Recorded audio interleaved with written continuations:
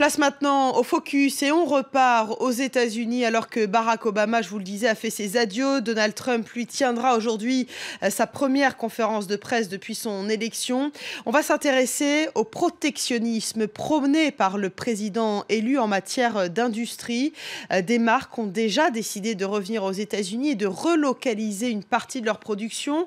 Bien sûr, le prix de leurs produits va augmenter, mais ces patrons croient au patriotisme des consommateurs. Reportage signé Jacques Cardoz, Laurent Desbois et Ariel Monange.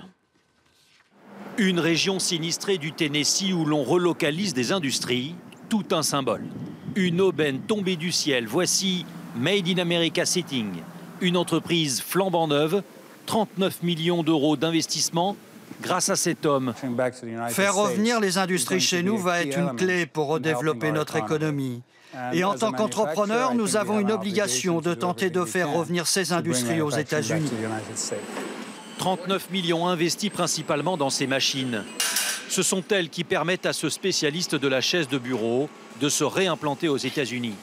L'objectif du patron est de tourner définitivement le dos à la Chine, même si pour le moment il y conserve une usine. Notre but est d'inverser totalement la tendance qui existe depuis 30 ou 40 ans.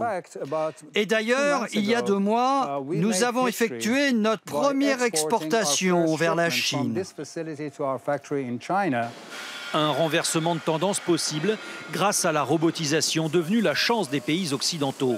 Alors pour que ce soit rentable, on réduit et concentre toute la chaîne de production autour de machines ultra perfectionnées. Beaucoup d'usines ne possèdent qu'une seule chaîne de fabrication, alors qu'ici nous en avons 13, toutes réunies à la fois.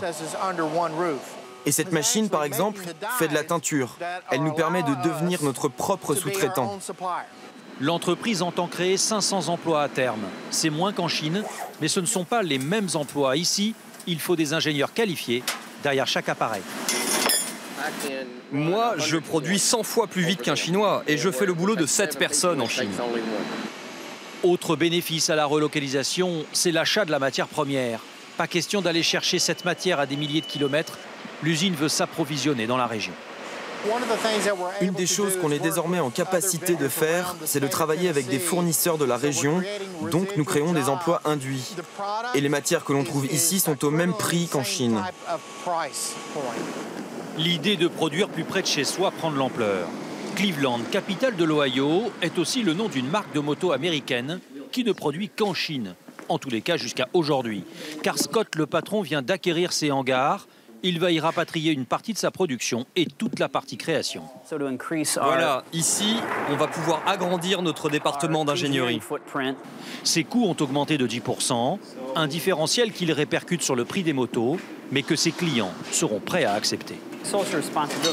La décision de choisir la provenance de son achat est énorme. Et la pression est forte de la part des gens de ma génération ou des plus jeunes que moi pour acheter local. Il s'agit de soutenir le commerce local. Le circuit court, c'est aussi ce qui pousse l'un des plus grands équipementiers au monde à revenir au pays. Nous sommes au quartier général de Reebok près de Boston. Ces jeunes salariés qui peuvent s'adonner à la pratique de la gym à volonté le savent bien. Le monde de l'industrie est en train de connaître une véritable révolution. Nous avons toujours été dépendants du travail pas cher et c'est la raison pour laquelle nous avons relocalisé nos industries du Japon à la Corée, à la Chine et maintenant au Vietnam. Toujours à la recherche d'une main-d'œuvre pas chère. Et maintenant, on arrive au bout de nos possibilités bon marché. Et nous devons innover, changer fondamentalement. Et voilà à quoi ressemblera cette nouvelle technologie. On l'appelle la Liquid Factory car on se sert d'un liquide chauffé pour fabriquer la chaussure.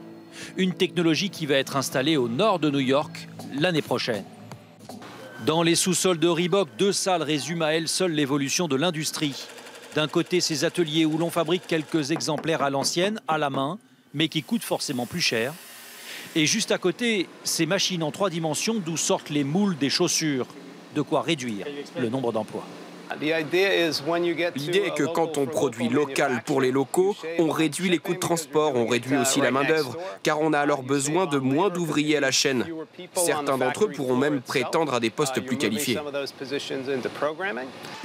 Aux États-Unis, la tendance à la relocalisation a démarré bien avant l'élection de Donald Trump.